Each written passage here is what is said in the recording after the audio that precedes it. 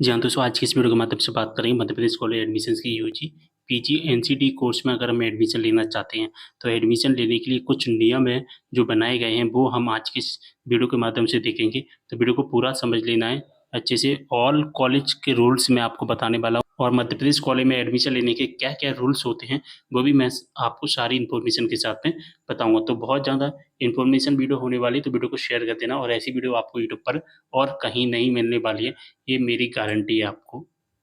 तो दोस्तों वीडियो को बनाने में बहुत मेहनत लगती है, तो वीडियो को जितना हो सके उतना ज़्यादा शेयर कीजिए। इन सभी रूल्स को मैंने अच्छे से समझकर, रिसर्च करके एंड एजुकेशन हायर एजुकेशन की वेबसाइट है वहाँ से समझकर आपके सामने बिल्कुल सरल भाषा में लेकर आया हूँ।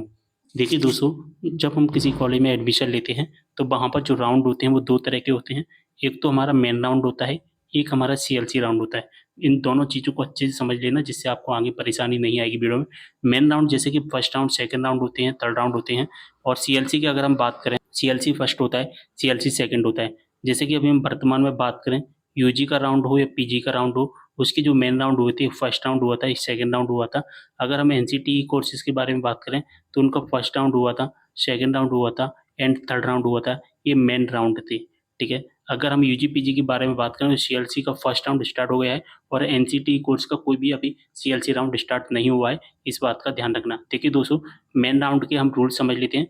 जब हमें कोई भी कॉलेज नहीं मिलता है, तब हम केवल अगले राउंड में चॉइस फिलिंग करनी होती है। जी हाँ दोस्तों, जब हमें कोई भी कॉलेज नहीं मिला है, तब हमें केवल अगले राउंड में चॉइस फिलिंग करनी है, इस बात का ध्यान रखना। जैसे कि आप कोई राउंड में चॉइस फिलिंग करते हैं, आप पार्टिसिपेट करते हैं और आपको कोई कॉलेज नहीं मिलता है, तो उस राउंड के आने वाले के बाद जितने भी राउंड होंगे, उनमें केवल और केवल आपको चॉइस फिलिंग करते जाना है, ठीक है?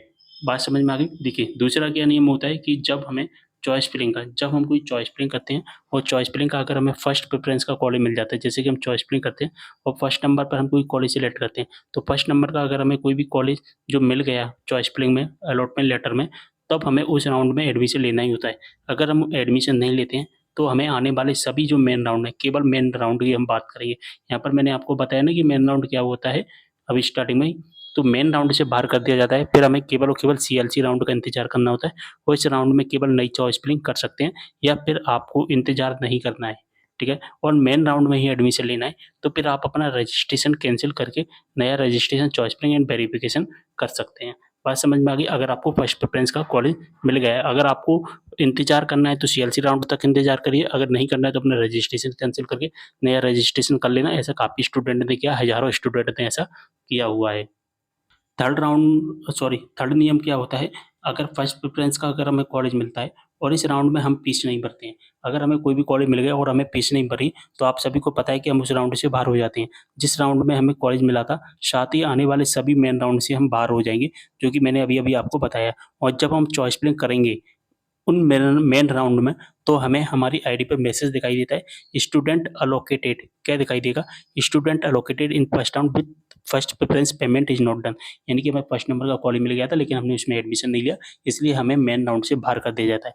अब हमें इस कंडीशन में क्या करना है, जो अभी मैंने second rule and third rule बताए ना, दोनों एक ही हैं। अब हम या तो सीएलसी राउंड का इंतज़ार करें या फिर रजिस्ट्रेशन कैंसल करके नया रजिस्ट्रेशन करें। हमारे पास में 2 ही ऑप्शंस होते हैं। 4 नंबर का रूल समझ लेते हैं कि अगर हमें चॉइस फिलिंग का फर्स्ट नंबर के अलावा और कोई कॉलेज मिलता है, जैसे कि हम चॉइस फिलिंग करते हैं, हमने फर्स्ट नंबर पर कॉलेज सिलेक्ट किया, सेकंड नंबर पे। अभी मैंने जो रूल बताए वो फर्स्ट नंबर वाले बताए। अब मैं आपको बताऊँगा सेकंड नंबर, थर्ड नंबर या फोर्थ नंबर वाले रूल मैं आपको बताऊँगा कि अगर हमें सेकंड, थर्ड या फोर्थ नंबर का कॉलेज अलॉट होता है तो।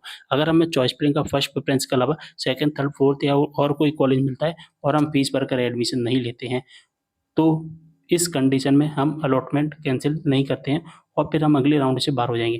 देखिए, अगर हमें सेकंड, थर्ड, फोर्थ नंबर का कॉलेज मिला है और अगर उसमें हम फीस नहीं भर रहे हैं और हम अपना अलॉटमेंट कैंसल भी नहीं कर रहे हैं, तो फिर हम अगले राउंड से बाहर हो जाएँगे। फिर हमें क्या करना पड़ता है, सीएलसी राउंड का इंतज़ार करना पड़ता है।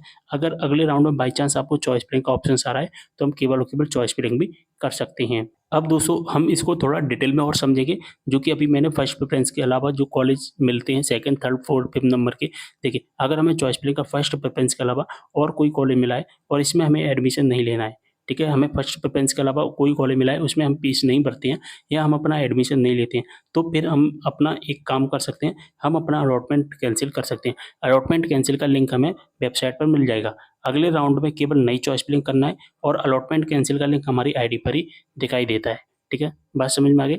अगर हमें कोई एक राउंड है, उस राउंड में अगर हमें सेकंड, थर्ड, 4 नंबर के वैकेंसी का कॉलम मिला है और उस कॉलम में हमें एडमिशन नहीं लेना है, तो अलॉटमेंट कैंसल का हमें लिंक मिलता है, उस लिंक से हमें अलॉटमेंट कैंसल करना है और अगले राउंड में हम क्या कर सकते हैं, एक नई चॉइस फिलिंग करके एक नए राउंड में पार्टिसिपेट कर सकते हैं। लेकिन फर्स्ट प्रेफ़रेंस का अगर कॉलेज अलॉट होगा, तो फर्स्ट प्रेफ़रेंस में हमें या तो सीएलसी राउंड का इंतज़ार करना होता है या फिर रजिस्ट्रेशन ही कैंसल करना होता है पूरा का पूरा। बात समझ में आ गई आपको? अब सीएलसी राउंड के कुछ रूल्स हैं, वो हम समझ लेते हैं। ओनली यूजी और पीजी। सबसे पहले हम समझेंगे सीएलसी राउंड के लिए यूजी और पीजी के नियम, क्योंकि सीएलसी राउंड में यूजी पीजी के नियम अलग होते हैं, एनसीटीई कोर्सेज के नियम अलग होते हैं। तो सीएलसी राउंड से पहले जितने भी मेन राउंड हुए, उनमें अगर कॉलेज मिल गया था और एडमिशन नहीं लिया, यानी कि फीस नहीं भरी, यानी कि जो सीएलसी राउंड स्टार्ट हुआ है, उस सीएलसी राउंड को स्टार्ट होने तक अगर हमने अभी तक एडमिशन नहीं ले पाया है, तो हमें क्या करना होता है, हमें मेन राउंड में एडमिशन नहीं मिल पाई, सीधी सी बात है, अगर हमें अभी तक मेन राउंड में एडमिशन नहीं मिला है, हमने ट्राई किया था फर्स्ट राउंड, सेकंड राउंड हमने ट्राई भी किया था मेन राउंड में, लेकिन हमें एडमिशन नहीं लिया या हमें एडमिशन नहीं मिला, तो ऐसी कंडीशन में हम क्या करेंगे, तो सीएलसी राउंड में हमारी जो पुरानी चॉइस फिलिंग होगी, यानी कि मेन राउंड वाली जो भी हमारी चॉइस फिलिंग होगी, उन सभी चॉइस फिलिंग को, यानी कि जो मेन राउंड में की थी, वो सारी की सारी चॉइस फिलिंग हटा दी जाती हैं और हमें सीएलसी राउंड में एक नई चॉइस फिलिंग करनी होती है, फिर मेरिट लिस्ट में हमारा नाम आ जाता है। यानी कि सीएलसी राउंड जो स्टार्ट होता है, सीएलसी राउंड में केवल सीएलसी राउंड में मेन राउंड वाली सारी की सारी चॉइस फिलिंग हटा दी जाती है। सीएलसी राउंड में मेन राउंड की सभी चॉइस फिलिंग हटाती जाती हैं, इस बात का आपको ध्यान रखना है। सीएलसी राउंड में बिना रजिस्ट्रेशन कैंसिल हुए नई चॉइस फिलिंग कर सकते हैं। जैसे कि मेन राउंड में अभी तक हम अपना रजिस्ट्रेशन डिलीट कर रहे थे, तो यहाँ पर रजिस्ट्रेशन डिलीट नहीं करना है, केवल हमें चॉइस फिलिंग करनी है। उन छात्रों को जो मेन राउंड में एडमिशन नहीं ले पाए हैं, मेन राउंड में ट्राई तो किया था, लेकिन वो अपनी एडमिशन नहीं ले पाए हैं, उन्हें रजिस्ट्रेशन कैंसिल करने की ज़रूरत नहीं है, वो केवल चॉइस फिलिंग कर सकते हैं, जो कि मैंने अभी स्टार्टिंग में भी बताया था, मैं अब भी बता रहा हूँ, ठीक है। मेन राउंड में अगर हमें कॉलेज मिल जाता है और फीस भर के एडमिशन नहीं लेते हैं, तो पूर्व चरण में प्राप्त आवंटन ऑटोमेटिकली निरस्त हो जाता है। यानी कि मेन राउंड में हमें कोई कॉलेज अलॉट हुआ, ठीक है, और हमने उसमें फीस भर के एडमिशन नहीं लिया, तो वो मेन राउंड में जो भी कॉलेज अलॉट हुए होंगे ना, वो सारे के सारे अलॉटमेंट डिलीट कर दिए जाएंगे। हमें चॉइस फिलिंग करनी पड़ेगी, सीएलसी राउंड में एक नई चॉइस फिलिंग करनी पड़ेगी, उसके बाद हम सीएलसी राउंड में पार्टिसिपेट कर सकते हैं। अब हम बात करेंगे सीएलसी राउंड एनसीटीई के रूल्स देख लेते हैं कि एनसीटीई के क्या रूल्स होते हैं। एनसीटीई के छात्रों को जो मेन राउंड होता है, first round, second round and third round में ही एडमिशन लेना होता है। अगर स्टूडेंट ऐसा नहीं करता है, तो सीएलसी का जो फर्स्ट राउंड आता है, सीएलसी फर्स्ट में इन छात्रों को मौका नहीं मिलेगा। ऐसा 2024 में हुआ था और 2025 की रूल बुक में भी लिखा हुआ है। आप 2025 की रूल बुक भी पढ़ सकते हैं, ठीक है। तो आपको first, second and third round में एडमिशन लेना ही पड़ेगा, क्योंकि हम सीएलसी 1 में मौका नहीं मिलेगा हमें। अगर ये आप ये सोच रहे हैं कि हम सीएलसी 1 में एडमिशन ले लें, तो सीएलसी 1 में आपको एडमिशन नहीं मिलेगा, आपको सीएलसी 2 का इंतज़ार करना होगा। इसलिए हो सके मेन राउंड में ही एडमिशन लेने की कोशिश करें। तो सीएलसी 1 में एडमिशन नहीं हो पाएगा। अगर फर्स्ट, सेकंड, थर्ड राउंड में ट्राई किया था आपने, एडमिशन नहीं हो पाया, तो हम सीएलसी 1 में पार्टिसिपेट नहीं कर सकते, हमें सीएलसी 2 का इंतज़ार करना पड़ता है। अब एक बात रखना कि जो एनसीटीई कोर्सेज़ होते हैं ना, एनसीटीई कोर्सेज़ में जो सीएलसी राउंड होता है, इस सीएलसी राउंड को हम क्या कहते हैं, हम एडिशनल राउंड कहते हैं। क्या कहते हैं? अभी 2024 तक हम एडिशनल राउंड कहते थे। अभी 2025 की पूरी तरह से रूल बुक नहीं आई है, टाइम टेबल नहीं आया है सीएलसी राउंड का।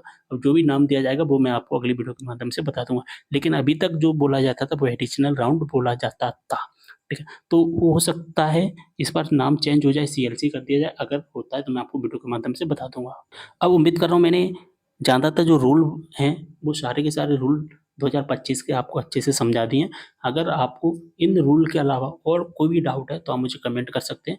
मैं आपकी प्रॉब्लम को सॉल्व करने की कोशिश करूँगा। ये वीडियो कैसा लगा और आपको इस वीडियो से कितनी मदद मिली है, कमेंट के माध्यम से ज़रूर बताएँ और हो सके इस वीडियो को ज़्यादा से ज़्यादा शेयर करना है। मिलते हैं अगले वीडियो में एक और जानकारी के साथ, तब तक के लिए बाय।